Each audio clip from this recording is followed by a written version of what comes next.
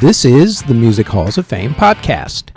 This week we honor the year in music for 2000, along with a member of the Rock and Roll Hall of Fame class of 2000. We also look at the case for putting Bjork into the Rock and Roll Hall of Fame, plus our Spotlight Hall of Fame is the ARIA Hall of Fame in Melbourne, Australia.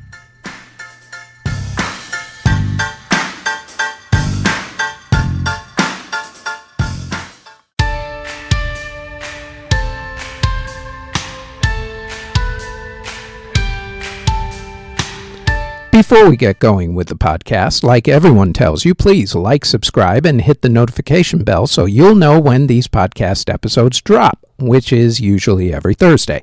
Now, on to this week's episode.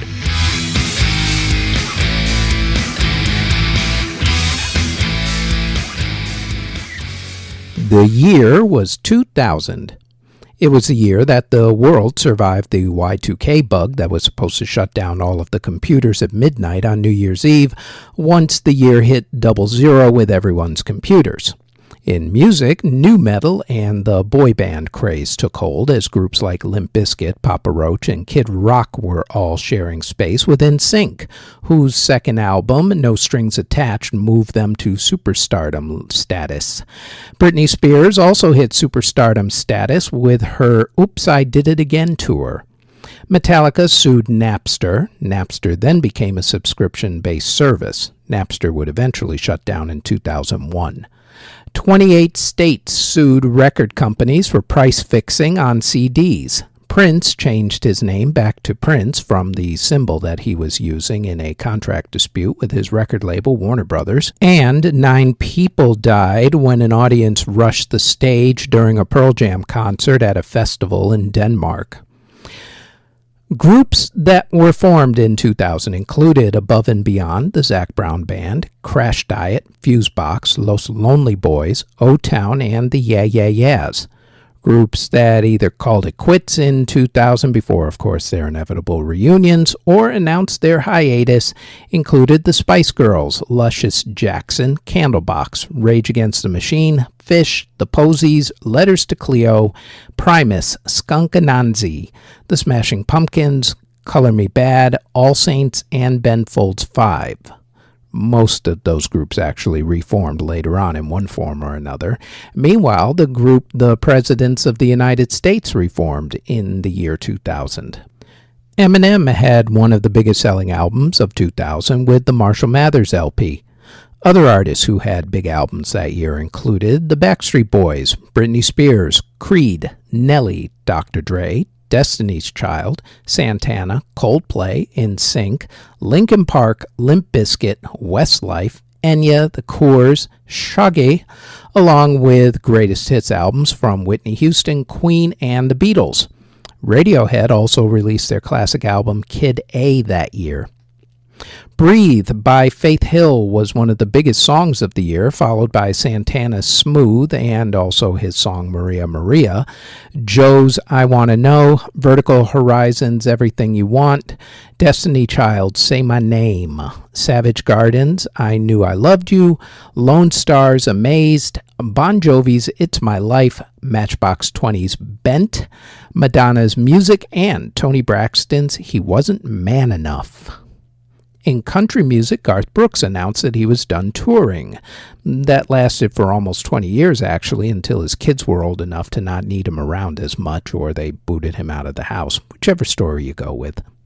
Meanwhile, Rural America TV network RFD-TV started, which had mainly agricultural shows, but also had a lot of country music shows on it. Country music star and future Eagles band member Vince Gill, along with Christian pop music crossover superstar Amy Grant. Both got married to each other, no less. Big albums for the year included Alan Jackson's When Somebody Loves You, Leanne Womack's I Hope You Dance, Joe D. Messina's Burn, 2 greatest hits albums from George Strait, 1 greatest hits album from Kenny Chesney, 1 greatest hits album from Tim McGraw, the Coyote Ugly soundtrack, and the Oh Brother Where Art Thou soundtrack.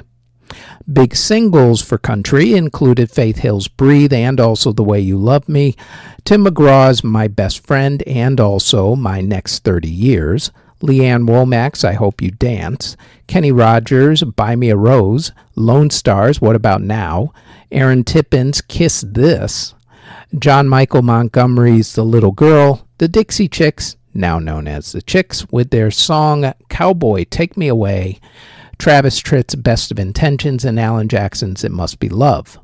In hip-hop, the biggest albums were Eminem's The Marshall Mathers LP, Jay-Z's The Dynasty Rock La Familia, Outkast's Stankonia, Snoop Dogg's The Last Meal, Mystical's Let's Get Ready, the Wu-Tang Clan's The Woo, Ja Rule's Rule 336, Nelly's Country Grammar, Jurassic 5's Quality Control, Exhibit's Restless, and the Ride or Die Volume 2 compilation. The biggest hip-hop singles included Eminem's The Real Slim Shady, Missy Elliott's Hot Boys, Nelly's Country Grammar, Jay-Z's I Just Wanna Love You, and also his song Big Pimpin', Dr. Dre's The Next Episode, and also Forget About Dre, and Ice Cube's You Can Do It.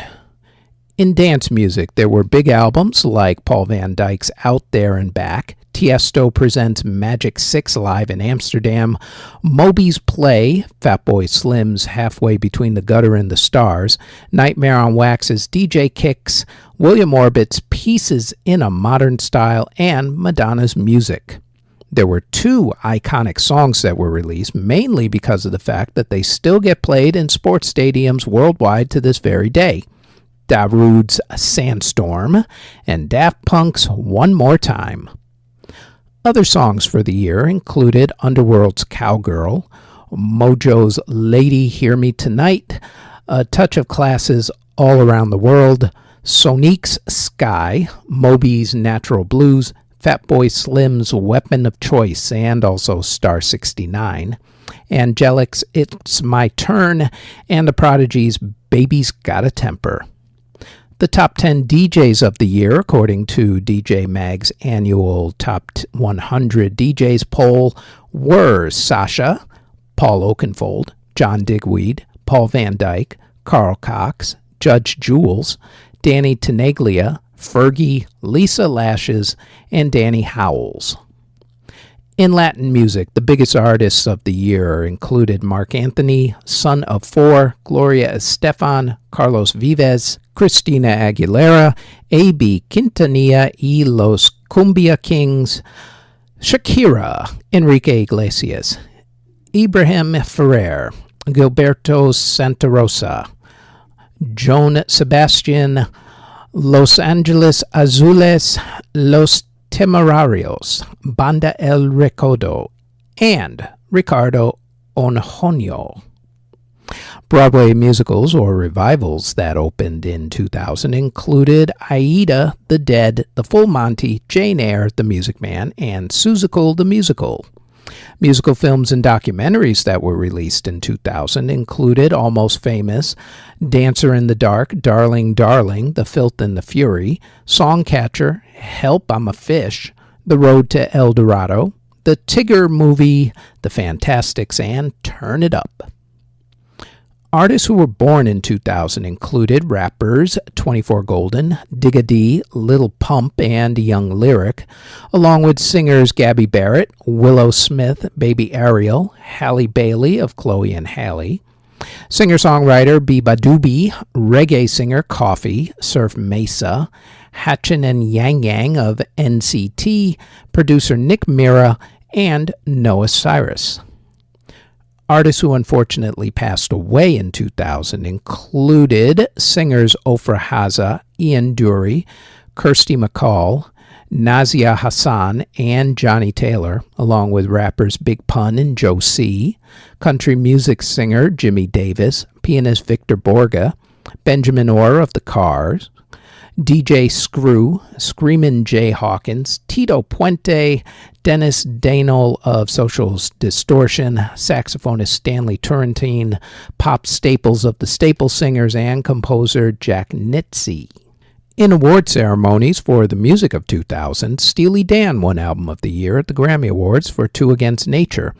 U2 won Record and Song of the Year for Beautiful Day, and Shelby Lynne won Best New Artist. Eminem's video for the song The Real Slim Shady won Video of the Year at the MTV Video Music Awards. During the ceremony, by the way, Rage Against the Machine's Tim Comerford climbed the scaffolding on the stage during Limp Bizkit's performance for whatever reason no one knows to this very day. At the American Music Awards, Toni Braxton, Creed, the Backstreet Boys, Dr. Dre, Faith Hill, and Enrique Iglesias were the big winners. At the Billboard Music Awards, Destiny's Child won Artist of the Year. Destiny's Child and Jay-Z won Entertainers of the Year at the Soul Train Music Awards, making it one of the rare times that there was actually a tie for Entertainer of the Year. Faith Hill, Garth Brooks, and NSYNC won the music categories at the People's Choice Awards. At the Eurovision Singing Contest, which was held that year in Sweden, the Olsen brothers from Denmark won for the song Fly on the Wings of Love. The Dixie Chicks, now known as the Chicks, won Entertainer of the Year at the Country Music Association Awards, while Shania Twain won Entertainer of the Year at the Academy of Country Music Awards. Coldplay won Best British Album for Parachutes, and Robbie Williams won Best Song for Rock DJ at the Brit Awards. The Bare Naked Ladies won Best Album for Maroon, while Nelly Furtado won Best Song for I'm Like a Bird at the Juno Awards. Killing Heidi won Album of the Year for Reflector, and Madison Avenue won Single of the Year for Don't Call Me Baby at the ARIA Music Awards. At the Tony Awards, Contact won Best Musical, and Kiss Me Kate won Best Revival of a Musical. The Pulitzer Prize for Music was won by Louis Straplin for Life is a Dream, Opera in 3 Acts, Act 2, Concert Version. Musically, at the Academy Awards, Bob Dylan won Best Song for Things Have Changed from the movie Wonder Boys, and Tan Dunn won Best Original Score for Crouching Tiger, Hidden Dragon. Badly Drawn Boy won the Mercury Music Prize for the album The Hour of Bewilderbeast. The Rock and Roll Hall of Fame induction ceremony took place on March 6th at the Waldorf Astoria Hotel in New York City that year. At the Rock and Roll Hall of Fame induction ceremony, the Sidemen category was introduced for the very first time. The category was given to honor, quote, the musicians who were out of the spotlight who performed as backup musicians for major musicians, either in recording sessions or in concert, end quote. Drummer Hal Blaine, saxophonist King Curtis, bass guitarist James Jamerson, guitarist Scotty Moore, and drummer Earl Palmer were the first inductees for that category. The category was discontinued after 2009 and merged into the Award for Musical Excellence category. Meanwhile, legendary record executive Clive Davis was inducted into the non-performers category. Nat King Cole and Billie Holiday were inducted into the early influencers category. And in the performers category, the Hall inducted Eric Clapton, Earth, Wind & Fire, The Lovin' Spoonful, Bonnie Raitt, James Taylor, and this next group.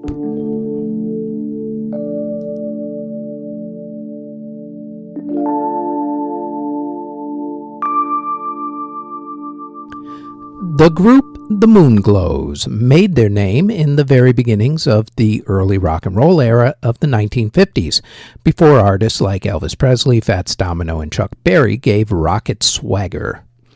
The group started out as the duo of Louisville, Kentucky friends Harvey Fuqua and Bobby Lester, who got together in 1949 after they both got out of the United States Army. A couple of years later, Harvey decided to move to Cleveland, Ohio, where he started the group The Crazy Sounds with Danny Coggins and Prentice Barnes. Later in that year, Bobby himself would move to Cleveland and ended up joining The Crazy Sounds with Harvey.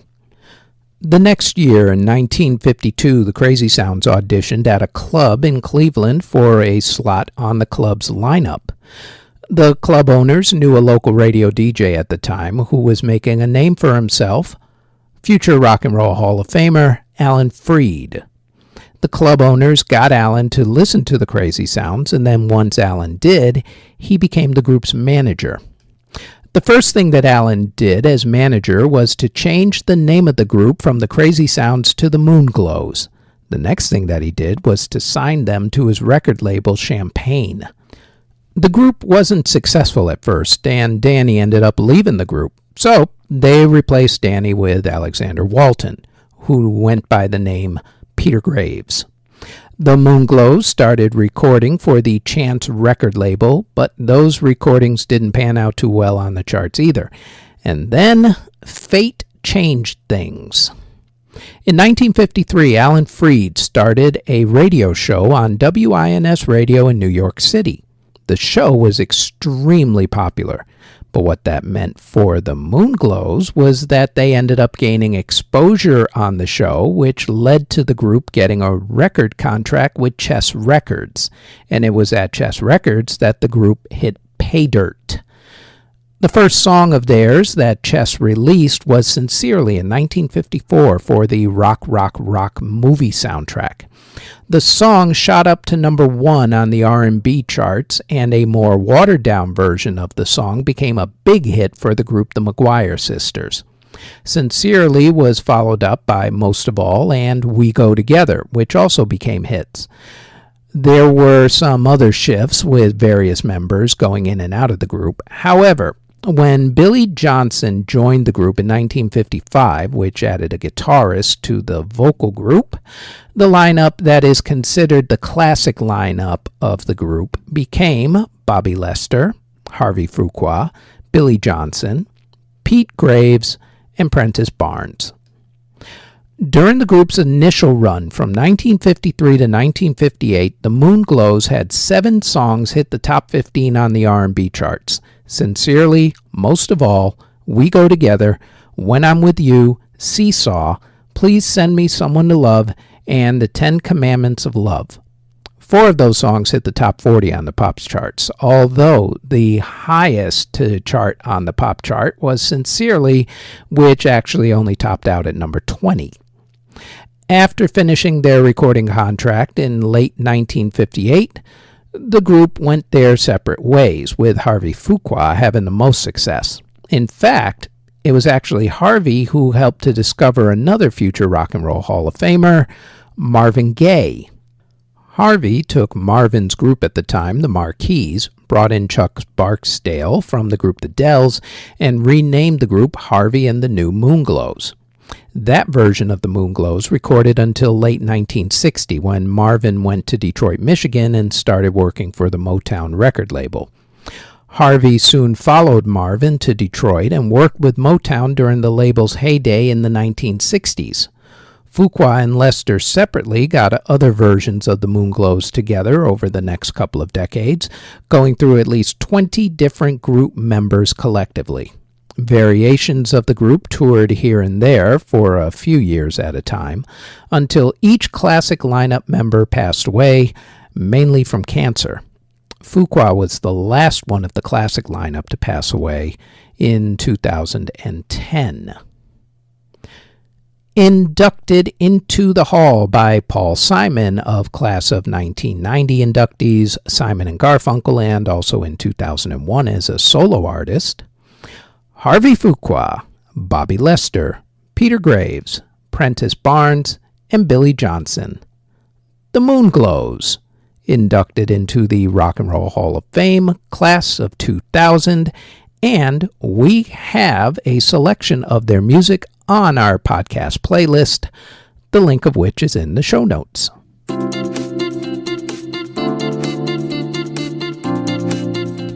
Before we go any further, we'd like to tell you about our other podcast, the Music History Today podcast, where we go over the events, music releases, births, and passings for that day in music history.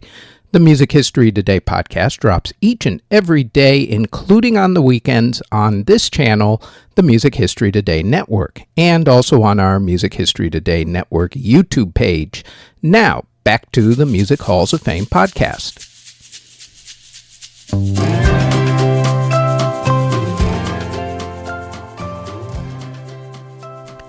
This week, we look at the case for putting Icelandic goddess and also former lead singer of the group The Sugar Cubes, Bjork, into the Rock and Roll Hall of Fame.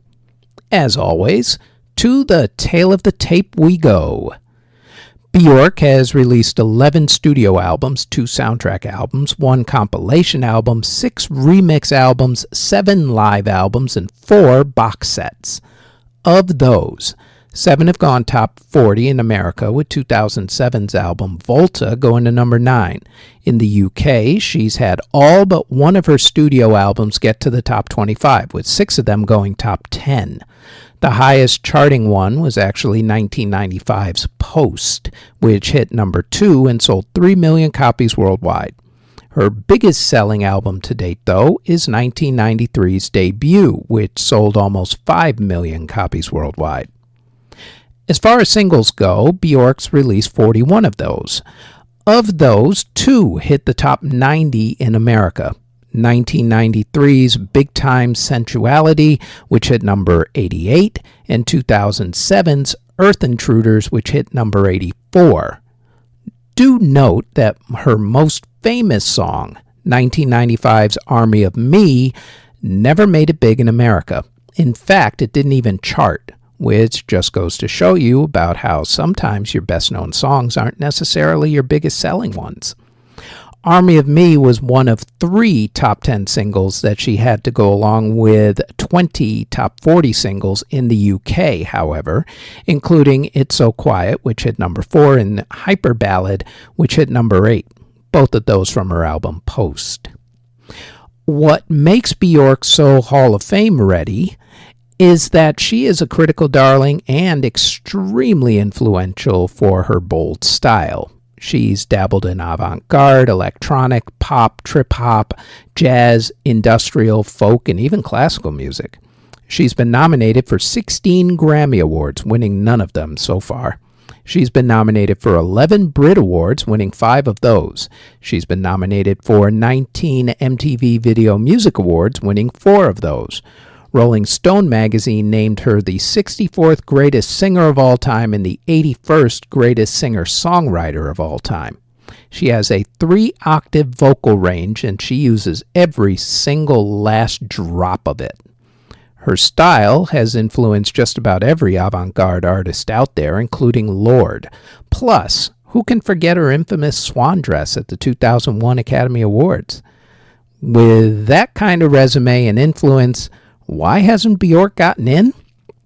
Well, maybe a lot of voters probably find her style a little too strange, by their standards at least.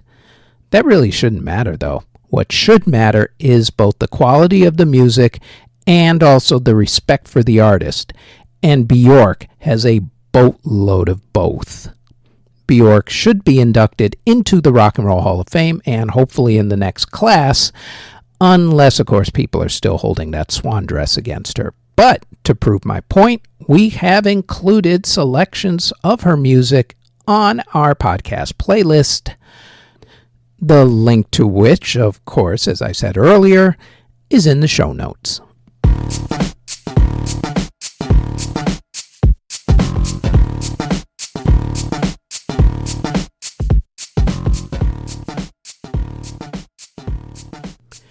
The Arts Centre of Melbourne is a performing arts complex in the Melbourne Arts Precinct in Southbank, which is a suburb of Melbourne in Victoria, Australia. The centre was constructed starting in 1973 and completed in 1984 when it fully opened. The centre has a bunch of theaters and galleries and is noted for having not only the usual highbrow concerts and ballets from classical and jazz artists, but also for having roller skating, a circus, and a movie theater. In the complex lies an exhibit for the ARIA Hall of Fame. ARIA, or Australian Recording Industry Association, is the Australian lobbying group for their music industry. They also put on the ARIA Music Awards, which is their version of the Grammy Awards. They also induct people into their Music Hall of Fame, simply called the ARIA Hall of Fame, because sometimes, you know what? A simple name is just a good name. The inductions started in 1988 and have been going on ever since, except for 2000 when no one was inducted. The number of annual inductees varies. For the last few years, only one act per year has been inducted. Go to artcentermelbourne.com.au for information on when the organization does their yearly exhibit and what times the operations are. And, of course, we will put that link in the show notes for you. The group Men at Work was formed in 1978 by bass guitarist Ron Strykert and lead singer Colin Hay when they got together as an acoustic duo.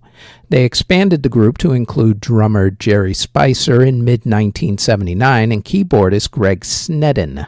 Sneddon left the group and was replaced by multi-instrumentalist Greg Ham, who joined only after he finished up his college degree in music at the time.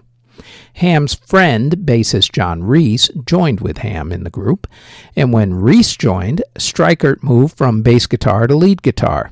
Colin Hay came up with the band's name off the top of his head one night when the band had to use a name in order to play a gig at the Cricketers Arms Hotel in Melbourne. The group was signed to Columbia Records after they had financed their own independent single, Key Punch Operator, which had a famous B-side, which we'll get to more in depth in a few minutes. After the group had built up their reputation and fan base as the biggest unsigned band in Melbourne, the group was signed to Columbia Records. They recorded their debut album from March to September of 1981 at Richmond Recorders in Melbourne, and on November 9th, 1981, the group put out that album. Business as Usual was the name of it. It was released on that date in Australia only. Their first single, released internationally, was Who Can It Be Now? That single raced up the charts, hitting number 2. They then followed that one up with Down Under, which spent 6 weeks at number 1. Finally, in June of 1982, the album Business as Usual was released in the United States. A tour as opening act for Fleetwood Mac soon followed as their popularity grew. Another song from the album, Be Good Johnny, didn't do as well, but the Business as Usual album itself went to number 1 in America and stayed there for 15 weeks. The album also earned Men at Work a Best New Artist Grammy Award, which was their one and only Grammy nomination and win back in 1983. The group also received a Crystal Globe Award in 1983 from Columbia Records for making $100 million in business. And by making $100 million of business, I think that meant making the record label $100 million in business, but I'm sure the group at least got a small cut of that. At least I hope so. What helped the group become such a huge hit in the 1980s was the fact that MTV had just started taking hold in America in the early 1980s. And the channel also needed music videos to fill their slots, and Men at Work was actually one of only a few music artists at the time who made music videos. So their videos went into heavy rotation, and the band became big and ended up being synonymous with new wave music, even though they had nothing to do with new wave. They just happened to get popular at the same time as new wave, that's all. The band's next album was Cargo, which was recorded throughout 1982 between studios in Melbourne and also Los Angeles, California. It was released on April 29, 1983, and ended up at number 3 on the Billboard Albums chart. That album had the hits Overkill, which topped out at number 3, Dr. Heckle and Mr. Jive, which peaked at number 28, and their anti-war song It's a Mistake, which made it to number 6. After some time off, the band got back together in 1984 to record their third album, Two Hearts. By then, though, the writing was on the wall as the band was beginning to fray. After years of infighting between Colin Hay and Jerry Spicer, Reese and Spicer were forced out of the band. Session musicians filled their place, but when Two Hearts was released on April 23, 1985, the album tanked and the group broke up in 1987. The band tried a mini reunion with different musicians going in and out of the lineup, with Hay and Ham sticking around until Ham finally left after the group played at the closing ceremonies for the Sydney Summer Olympics. In 2009, the Australian TV music quiz show Spicks and Specks asked the question as to whether Men at Work's song Down Under sounded familiar to another song, Marion Sinclair's 1932 song Kookaburra, which got the attention of Larrikin Music Publishing, which owned the publishing rights to Kookaburra. More importantly, it also got the attention of the label's lawyers, who promptly filed a copyright lawsuit against Men at Work. In 2010, Men at Work lost the copyright lawsuit over Down Under, specifically over the flute solo in the song, which the court ruled was way too similar to Kookaburra. Larrikin Music Publishing won 5% of past and future royalties to the version of Down Under that has the flute solo. In other words, the version that gets played almost every hour on all of the classic 80s radio and streaming stations, which means that they're making a boatload of money right now. Greg Ham played the solo and had added the solo during the recording of the song in 1980, when the song was the B-side to their independent debut single, Key Punch Operator. And now you know what that famous B-side was that I was talking about earlier. Greg unfortunately felt responsible for the band losing the lawsuit, and more importantly for losing 5% of their royalties to a really popular song. And that led to Greg having anxiety and depression, and eventually a heart attack, which took his life early at the age of 58 on April 19th, 2012. Hay started another version of Men at Work in 2019 with no other original members of the group. In 2021, Lude of the EDM duo Chumba did a drum and bass version of Down Under, with Colin Hay re-recording his vocals. The new version, which is credited as Lude featuring Colin Hay, ended up back on the charts, this time on the European dance charts, bringing the song to a whole new generation. That is good to see, considering how the original group broke up and the heartache the lawsuit brought upon the band.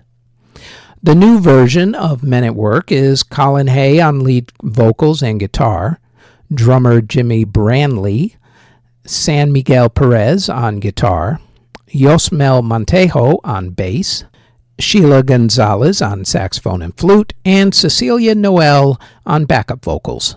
Post-COVID, they're back out touring, and to this day, Men at Work are considered one of the biggest Australian acts of all time.